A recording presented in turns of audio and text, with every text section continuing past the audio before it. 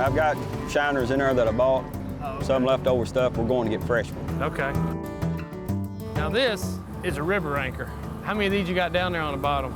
More than plenty. A dozen or two? One a year, probably. You need one like that to hold you on a river, Yeah, but you do. that's a heck of an anchor. Yeah.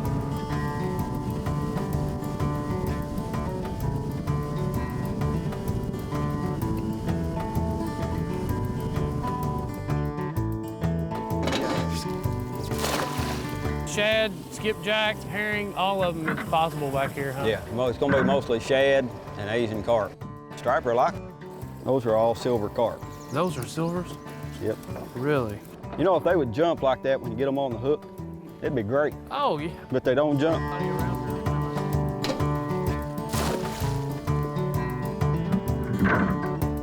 These are shad. Yeah. Don't hook them by much. Now, I'll tell you the theory on that. My uncle, if you got too much hook in that bait, fish inhales it, hook's covered up, it won't work. Gotcha. The bait stuck on there just enough to hold him on the hook till that fish inhales him. Bait will come off, the hook will do its thing, do its job. So that's just to get the appropriate amount of hook hanging out. Right. Go ahead and stick him in that bucket over there, keep him alive. You gotta have fish in there. There we go. You knew it. Need the net? No, we're good. White Look at bass. there. Is that a white bass? That's white. It's a good one. I think I got one. Is that what that Yeah. Is it? is on the end of there? It's been so long now, I forgot. No, I You're got good. it. I'm out of the way. Trying to see what that joker is. Feels like a white bass again. Yep, you caught the twin fish to it there. Now, what's the limit on white bass out here? 15. 15. Now your whites, hybrids, and striper are all on the same limit. Yeah. 15 fish per person, but only 4 of which can be 15 inches or longer. Okay. So that's a 15-inch fish probably. Yeah, yeah. Well, Jim, it started out, we made a couple passes and everything was a little bit slow. Once we got the fish figured out and moved up toward the dam just a little bit further, man, it really turned on. Now we caught these last two within seconds of each other. Right.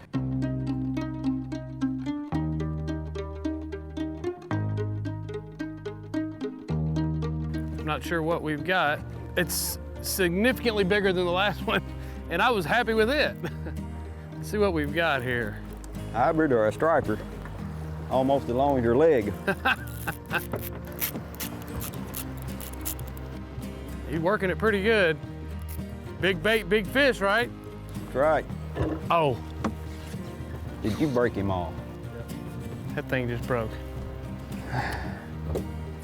I be dang, that was a good fish. That was a state record yellow bass right there.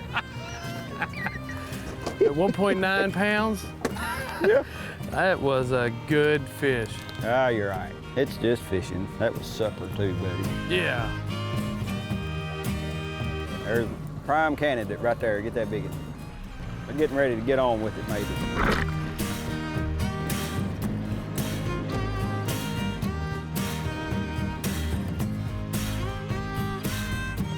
Here we go. There we go. Well, that didn't take long. Crazy hybrids, man. Crazy. They're strong fish, aren't they? I tell you what, like I say, if you sat here and fought this current all the time, it'd probably be pretty strong too, wouldn't we? Yeah. There you go. Very nice.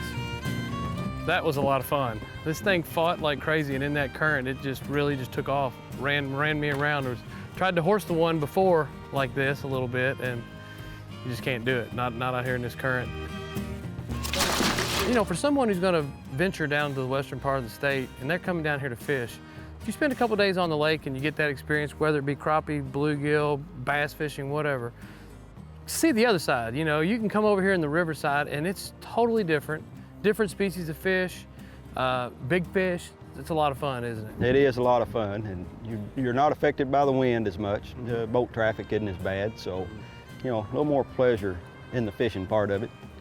You know, if you got a lot of boat traffic and wind, you still have the ability to fish. Got it? Man, that there knocked the snot out of it. There you go. but you need to know what you're doing on this side. I mean, you Right. got river channels and you got things. I wouldn't want to advise somebody just day one to come up here not knowing the river conditions, just to hop on and do this. Right. You know, getting a guide the first couple times and getting used to what you're doing is probably a very smart way to go about it. It would be that, or just give someone a call that knows the river. That would help. And if you come to a new body of water, take your time. That's right. See a local. You can kind of tell the locals. It doesn't hurt to talk to them for a minute. See if there's any obstructions around or anything that you need to avoid. No matter how many times you do this, it still makes you grin a little bit. Oh yeah, absolutely. Probably got 30 years of doing this and you still grinning every time, huh? Well, we're not going to discuss how long. And my diaper's changed out here. Oh, that's a good one. That is a good fish. Got one right there. Right there, huh? Right there under the boat. Go ahead and fish, Chad. Pound test you throwing there? Is that 15? 15, yeah. There you go.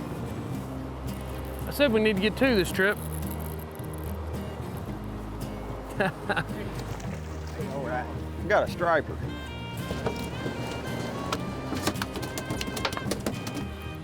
Yep, here we go. We got a leader.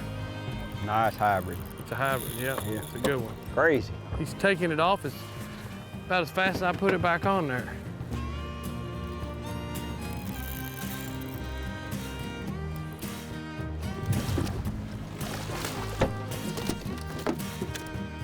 Nice fish. Look at there. That's a pretty good, what do you think, 30 seconds apart? You got those bites? Yeah, it was real soon. I love to river fish. I don't get to do it as much, but I was raised on the Salt River. We weren't catching hybrids and stripers, but I absolutely love being on the river, and this really was a great day for me. I appreciate you letting us come out and tag along with you. Oh, absolutely. Enjoy having you. And I think that we're a fish two away from everybody having dinner, huh? It sounds good to me. Thanks again. I really appreciate it. You're welcome. Thank you. All right.